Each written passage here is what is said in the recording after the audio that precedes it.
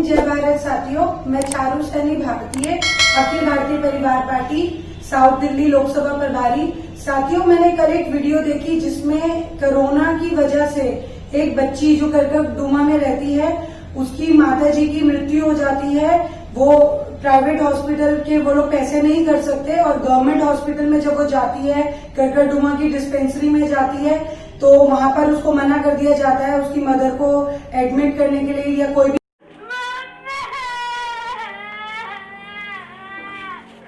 उन्हें कोरोना था, उनकी आज सुबह डेथ हो गई। इलाज देने के लिए इवन उसको मेडिसिन तक नहीं दी जाती उसकी मदर के लिए। रीजन क्या था कि उनकी एज जो है वो 60 ईयर्स से भी कम थी। 51 ईयर्स का बताया जा रहा है उनको कि 51 ईयर्स थी। और उन्होंने कहा कि जो 60 साल से ज्यादा के उन्हें एडमिट करते हैं गवर्नमेंट हॉस्पिटल में।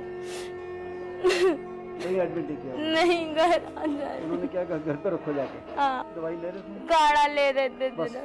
क्या जिन्होंने टेस्ट करा डॉक्टरों ने, जहाँ डिस्पेंसरी गया, कोई दवाई उन्होंने एडमिट करने से मना कर दिया। वो बच्ची रिपोर्ट लेकर गई थी अपनी माताजी की जिसमें कोरोना पॉजिटिव था और लाल पैथ की वो रिपोर्ट थी, जिसको सरकारी जो वहाँ पे कर्मचारी थे उन्होंने मानने से ही इनकार कर दिया कि वो जो रिपोर्ट है वो मानते ही नहीं। अगर गवर्नमेंट किसी गवर्नमेंट उससे हुई होती तो वो लोग उसको मानते, पर प्राइवेट जो रिपोर्ट है उसको वो लोग नहीं मानते।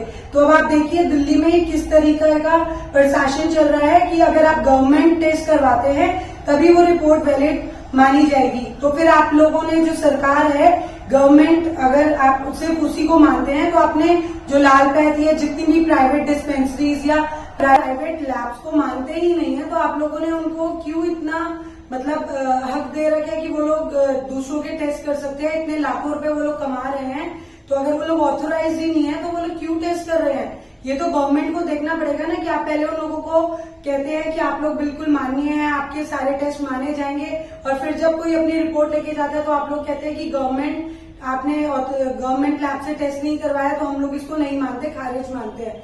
तो अब आप देखिए कि किस तरीके का काला धंधा चल रहा है। दिल्ली सरकार को सोचने वाली बात है। पहली बात तो ये है कि सरकार का ये पूरा हक बनता है, ये हमारा ह्यूमन राइट है कि सरकार हमें फैसिलिटीज दे, हेल्थ फैसिलिटीज, हॉस्पिटलाइजेशन प्रोवाइड करे अगर कोई बीमार है। इतना तो आप लोग कर नहीं पा रहे हैं। अगर आप यूएस से या बाहर की कंट्रीज की बात करें तो वहां फ्री हेल्थ चेकअप होते हैं, फ्री हेल्थ सर्विसेज दी जाती है, पर अगर हम इंडिया की बात करें तो वहां कुछ भी ऐसी प्रोविजंस नहीं है। बल्कि अगर हम लोग अपने टेस्ट करवा कर भी जा रहे हैं, गवर्नमेंट टेस्ट नहीं हो पा रहे हैं किसी रीजन से कि वहां भीड़ बहुत है या बंदा कहता है कि पैसे खर्च करके हम प्राइवेट करवा लेते हैं, तो उस वक्त भी गवर्नमेंट हॉस्पिटल्स या गवर्नमेंट जो अथॉरिटीज है वो लोग उसको मानने से इनकार कर देते हैं। आप देखिए कितना काला धंधा यहाँ पे चल रहा है और गरीबों की तो सुनवाई ही नहीं है। अमीर तो फिर प्राइवेट हॉस्पिटल्स में जाकर अपना इलाज करवा लेंगे, अच्छे से अच्छी फैसिलिटीज ले लेंगे, पर गरीबों का क्या? इसीलिए अब अखिल भारतीय परिवार पार्टी ने ये जिम्मा उठाया है, जितने भी गरीब या मध्यवर्गीय लोग हैं उन सबका साथ देने के लिए अब अखिल भारतीय परिवार पार्टी उनकी आवाज बनकर आगे आ रही है। मैंने उस बच्ची को जब रोते हुए देखा तो मुझे इतना बुरा लगा कि मुझे लगा कि इस पर जरूर एक वीडियो बनानी बनती है। वो बच्ची के आगे पीछे कोई नहीं है, ना उसके नान के परिवार में कोई है, ना दाद के परिवार में, ना उसका कोई ब्रदर या सिस्टर है, कोई भी उसके आगे पीछे नहीं था, ना उसके फादर हैं, सिर्फ उसकी मदर थी और वो बच्ची थी। और वो भी वो लोग काम कर कर पैसा कमाते थे और अपनी रोजी रोटी चलाते थे और रेंट के घर पे रहते हैं वो लोग। अब आप देखिए कि उस बच्ची का आगे फ्यूचर क्या है। जो उसका एकमात्र सहारा उसकी माताजी थी वो भी अब दुनिया में नहीं रही। अगर उनको उस वक्त एडमिट कर लिया जाता, एज में मुझे नहीं लगता कि कोई क्राइटेरिया है। कोरोना तो छोटे बच्चे से लेकर युवा को लेकर बूढ़े इंसान किसी को भी हो सकता है। इसमें एज क्राइटेरिया कहां से आ गया कि आपकी एज जो है 60 साल से छोटी है तो हम लोग आपको एडमिट नहीं करेंगे? ये तो इंसानियत पर ही इन लोगों ने एक सवाल उठा दिया है। क्या कोरोना पूछकर आएगा कि आपकी एज कितनी है तब वो आपको आएगा? अगर इतनी महामारी में भी ऐसे हालात है हमारे देश के तो सोचना पड़ेगा, जनता को ये बात सोचनी पड़ेगी कि क्या हो रहा है हमारे देश में। अगर आप देखिए कि मुझे ऐसा लगता है कि अब जो उस बच्ची है उसका जिम्मा सरकार को लेना चाहिए और ऐसे जितने भी लोग हैं जिनको ऐसी समस्याओं से जूझना पड़, मीडिया पे बात फैल चुकी है, पर ऐसे बहुत सारे परिवार हैं, बहुत सारे बच्चे हैं जिनके बारे में हमें आज तक पता ही नहीं चलता है। तो ऐसे लोगों को, सरकार को सब पता होता है क्योंकि उनके पास सारी रिपोर्ट्स की जानकारी होती है। तो ऐसे जो परिवार हैं या ऐसे जो बच्चे हैं, उनका जिम्मा सरकार को लेना चाहिए। अब उस बच्ची का फ्यूचर जो है, आगे क्या होने वाला है, सरकार को देखना चाहिए। उसकी एजुकेशन के ऊपर काम करना चाहिए, उसको रेंट ना देना पड़े, उसके लिए ऐसी कोई फैसिलिटी हो कि या तो सरकार उसको घर प्रोवाइड करे या उसको किसी अनाथालय में भेजा जाए जहां पर उसकी रिस्पॉन्सिबिलिटी ली जाए, उसके खाने पीने का खर्चा, और उसको एजुकेशन जरूर प्रोवाइड की जाए। क्योंकि उस वीडियो में कहा गया था कि वो बच्ची अपनी माँ के साथ काम कर कर कमाती थी और फिर वो लोग खाना खाते थे।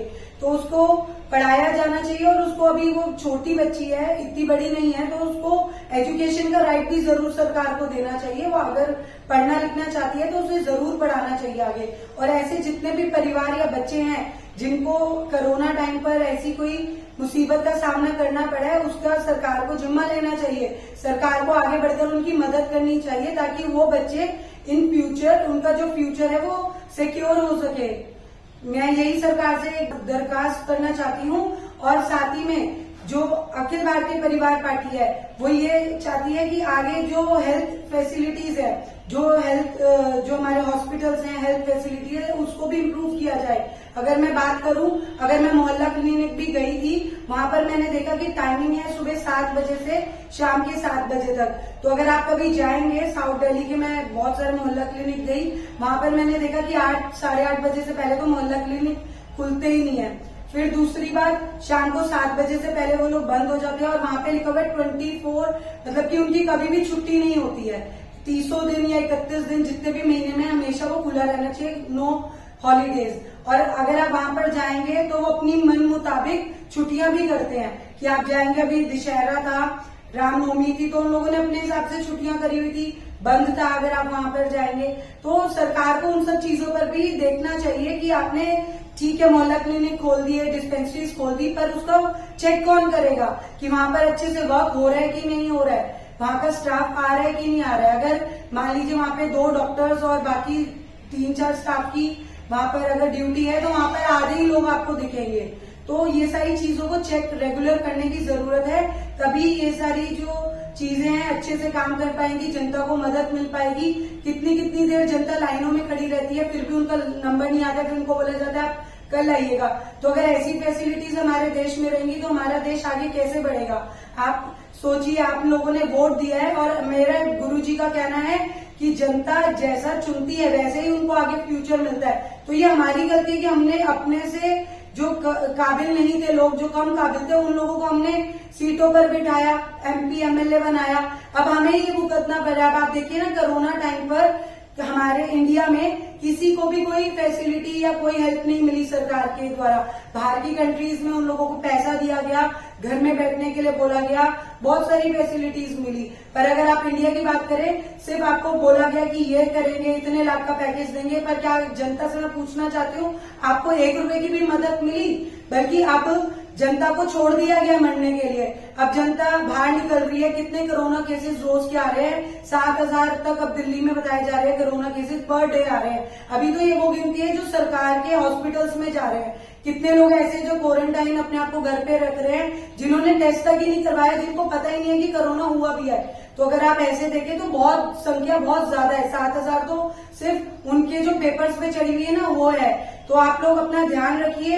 अब त्योहारों का टाइम है, आप लोग मास्क लगाकर, सैनिटाइजर हाथ में, बॉटल्स लेके तभी मार्केट क्यों निकलिए। और अवॉइड कीजिए, थोड़ा जो जरूरी काम है सिर्फ वही करिए, बाकी आप मार्केट्स में मत जाइए, क्योंकि इस टाइम कोरोना बहुत ज्यादा फैल रहा है। और हॉस्पिटल्स की कंडीशंस आप लोगों को रेगुलर अब सोशल मीडिया के थ्रू भी पता चल रही है कि क्या हालत है। तो आप लोग थोड़ा कम निकलिए मार्केट्स के लिए, सिर्फ जरूरी है तभी निकलिए, और दूरी बनाए रखिए, और सैनिटाइजर्स और मास्क का जरूर प्रयोग करिए।